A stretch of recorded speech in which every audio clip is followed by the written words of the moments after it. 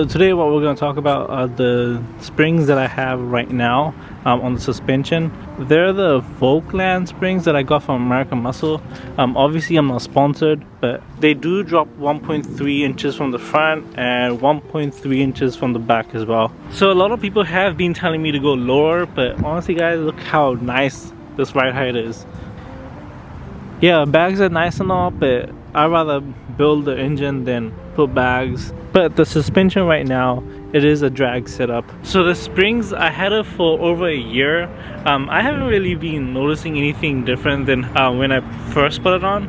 It seems everything is fine. I do get those noises where like you know that car just went on something and it gives off this noise. I will definitely show you guys what I mean once I get home, because my driveway goes up. So I got them for about $350. It was after taxes. Once I bought the springs, I didn't know how to put it on, so I just had this local shop that was 5 minutes away from my house. They charged about $300, I think. I don't know if at that point I didn't know if that was a lot of labor and like a lot of money for the labor.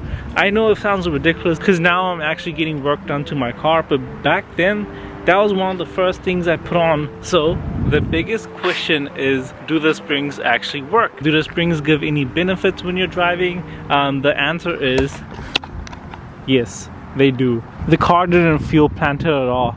But with this springs, the car actually feels planted on the ground, and it feels like I could go around corners a bit faster. I was gonna go lower than 1.3 inch drop, but I don't know. For me, it just looks perfect. The front seems a bit lower than the back, but I know when I get like drag set up at the back, the stance is gonna be a lot better than how it is right now.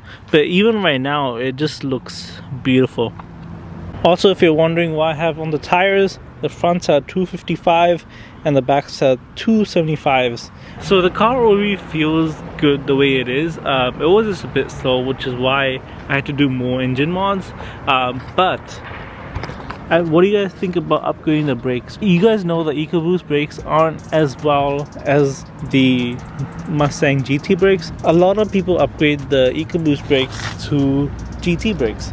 And it does make a lot of sense because with the GT brakes, you can still have the drag setup on the car. But if it's anything bigger than that, like GT 350 brakes, the drag wheels do not fit. But yeah, as I said, but this is my 1 year review on the spring setup on the EcoBoost or the Mustang GT. I do recommend it a lot to anybody who has money to spend on suspension, but will make a weird type of noise that I will show you right now whenever it goes over like a bump or something. So it's usually like a squeaky high-pitched noise. It kind of gets to you sometimes, but I have just learned to just ignore it.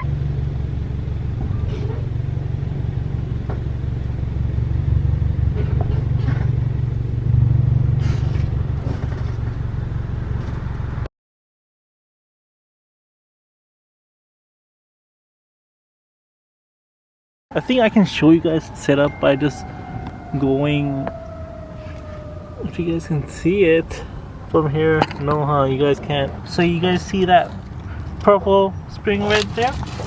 That's at the back on both sides, and the same ones are up front. And also, if you guys remember, I put double-sided tape on the wing and it's coming off again, guys. And I did do a review about it.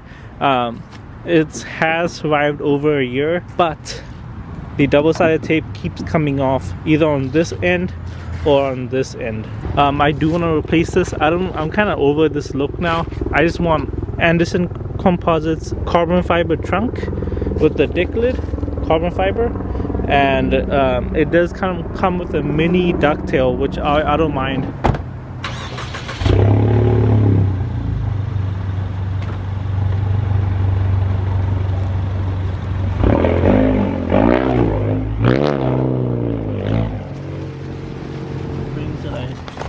These are the stock springs. I don't know which ones are the fronts. I'm pretty sure these two are the fronts, and the ones on the side are the backs.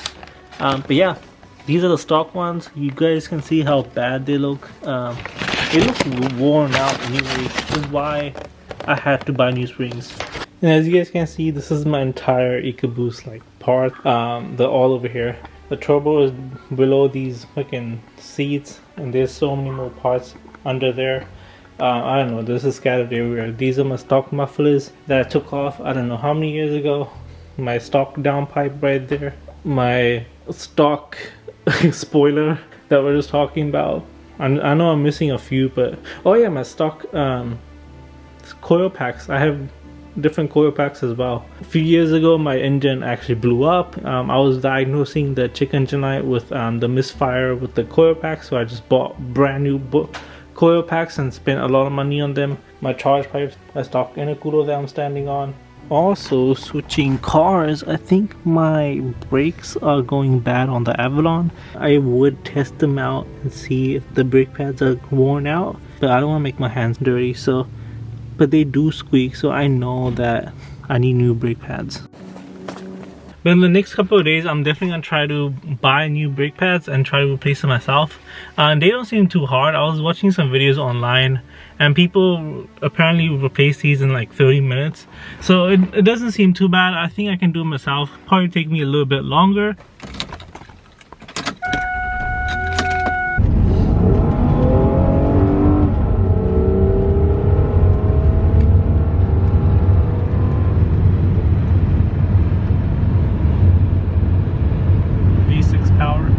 I'm just gonna go take it for a wash, but maybe tomorrow or whenever I get time, I'm definitely gonna detail it by myself.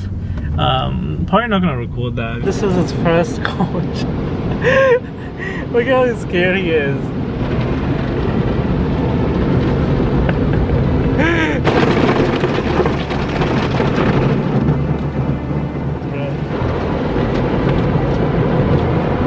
He's like, what the fuck is that?